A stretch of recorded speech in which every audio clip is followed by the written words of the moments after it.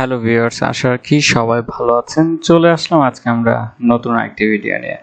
Share বাজার আপনার কাছে কি পেশা নাকি নেশা, তা নিয়ে আজকে ভিডিওতে আলোচনা থাকবে। তো এই ভিডিওতে বিস্তারিত আলোচনা শোনার জন্য অবশ্যই চেষ্টা করবেন যে পুরো ভিডিওটিটা যাতে শুনতে পারেন এবং একটু সময় নিয়ে ধৈর্য নিয়ে শোনার চেষ্টা করবেন। আপনি যদি এখন এই মুহূর্তে ব্যস্ত আছেন তাহলে বলবো প্লিজ এই মুহূর্তে আপনি যেদিকে ব্যস্ত আছেন সেদিকেই কনভার্টটা হন। আদারওয়াইজ আপনি যখন ফ্রি হবেন পুরোটা ভিডিও শোনার চেষ্টা করবেন না। এতে আমার মনে হচ্ছে যে কিছুটা হলেও আপনি তখন ভালো কনসেন্ট্রেট দিতে পারবেন এবং যেটা হচ্ছে এখান থেকে কিছু না কিছু নিতে পারবেন। আমরা জানি যে শেয়ার বাজার ঝুঁকিপূর্ণ জায়গা, তার বাদেও বুঝে আমরা এখানে ইনভেস্টমেন্ট করে থাকি, আবার অনেকে না বুঝেও ইনভেস্টমেন্ট করে থাকি। শেয়ার বাজার অনেকের কাছে আসলে পেশার মতো, আবার অনেকের কাছে নেশার মতো। নেশা কাদের? যেমন আমার মতন যদি বলি, ঠিক আছে, আমার কাছে এখন নেশা হয়ে গেছে। দেখা যায় যে আমার প্রত্যেক দিন হচ্ছে যখন ট্রেডিং হয় নিজের শেয়ারগুলো দেখার চেষ্টায় থাকি। আবার কিছু কিছু শেয়ারের ক্ষেত্রে আমার আবার খুব পেশার মতন দেখা যায় যে আমি ইনভেস্টমেন্ট করে রাখছি, ওটা নিয়ে আমি এখন এই মুহূর্তে খুব একটা ভাবনায় নাই। এটা ডিপেন্ড করে আমার স্টকগুলোর মধ্যে। আবার অনেকের কাছে যেটা হচ্ছে যে প্রত্যেক দিন কন্টিনিউ লেগে থাকা, একদম বাকি সব কাজ ফালিয়ে বারবার দেখা হচ্ছে যে তার স্টকটি বাড়ছে কিনা, কি ধরনের পারফরমেন্স হচ্ছে, এই শেয়ারটা সেল করে আরেকটাতে কনভার্ট হওয়া। এই জায়গাগুলো বুঝতে হবে। তার মানে আপনার অবশ্যই শেয়ার বাজারে নেশার মতন পেয়েছে। আর পেশা কাদের জন্য?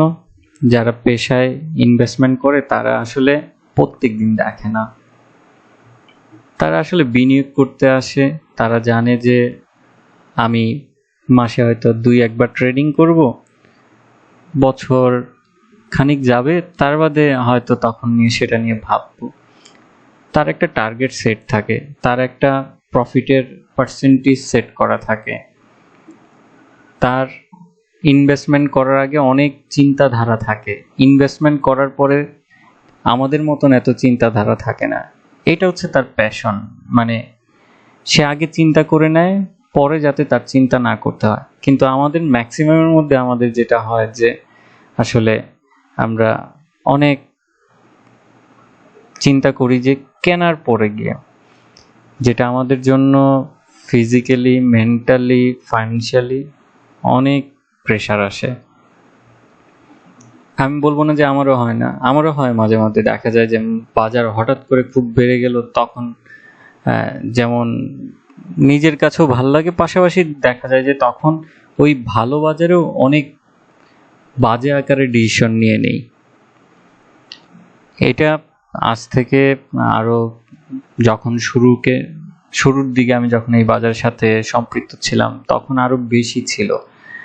বাট যখন নিজের সাথে কথা বললাম, অনেক জায়গায় অনেক ট্রেনার কাছ থেকে পরামর্শ নিলাম, তখন গিয়ে এইগুলো প্রবলেম সলভ করার চেষ্টায় আসলাম।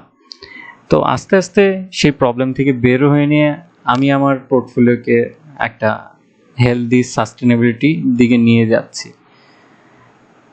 সবাই প্রফিট করতে চাই, সবাই আসলে মানে লাভবান হতে চাই, কিন্তু এখান থেকে তো কারো না কারো আসলে লস হতে হবে।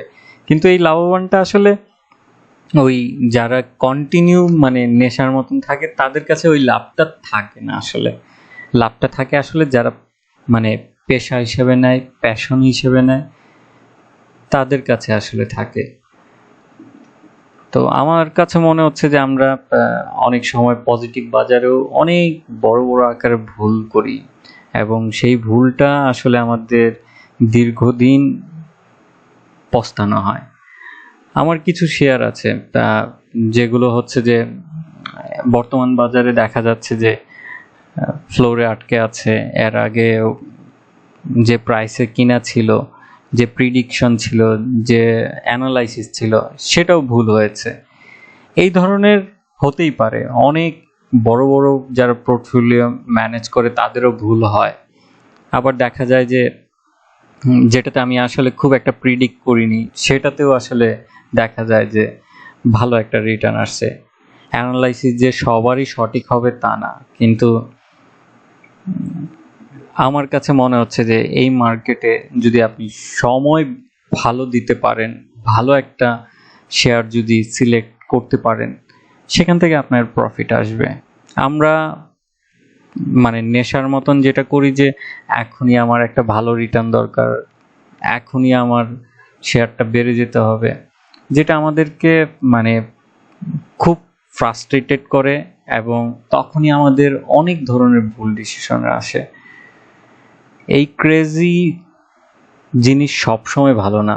ক্রেজি জিনিস থাকতে হবে, অনেক সময় আপনাকে রিস্ক নিতে হবে। আপনি জানেন যে এই টানের মধ্যে যদি এখন কিনেন, জানেন যে এখান থেকে ভালো কিছু হবে, করতে পারেন, কিন্তু সবসময় সেই রিস্কটা সব জায়গায় আসলে সুইটেবল হয় না। যেমন অনেক খালি রাস্তার মধ্যে অনেক হাই স্পিডের গাড়িও অ্যাক্সিডেন্ট করে, রাস্তা খালি, কারণ সে জানে যে রাস্তা খালি, তার মানে আমি এখন যত স্পিডে যাব তার মানে হচ্ছে যে আমি সেফলি আগে চলে যাব। কিন্তু না, খালি রাস্তাতেই সবচেয়ে বেশি আপনার হচ্ছে যে অ্যাক্সিডেন্ট ঘটে, দুর্ঘটনা ঘটে, এবং যেখানে জাম আছে, ভরাট আছে, সেখানে অ্যাক্সিডেন্ট কম হয়, কারণ গাড়ি স্লো যায়, কনসানট্রেন্ট বেশি থাকে কখন এখান থেকে ছুটতে পারবো।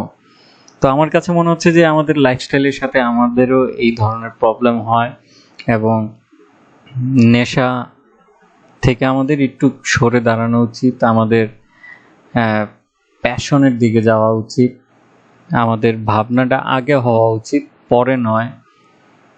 আমাদের যেটা বেসিক ডেইলি মানে ফোকাস যেখানে বেশি থাকার দরকার সেখানে থাকাটা উচিত, তাহলে আমরা অনেকটা সাস্টেনেবিলিটি হবে।